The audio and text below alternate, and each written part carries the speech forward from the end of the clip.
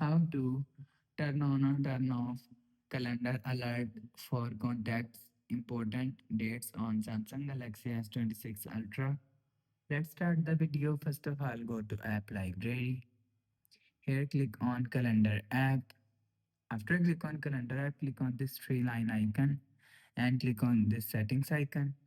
Now in calendar settings, scroll down and click on default alert times. After click on default alerts time, you will see contacts important dates. If you want to turn on contacts important dates, so turn on this button. After turn on this button, you will see contacts important dates is turn on. If you want to turn off contacts important dates, so turn off this button. After turn off this button, you will see contacts important dates is turn off.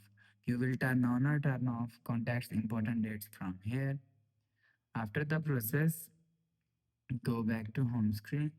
So that's how you can turn on or turn off calendar alert for contacts important dates on Samsung Galaxy S26 Ultra. If you like the video, please subscribe. Thanks for watching.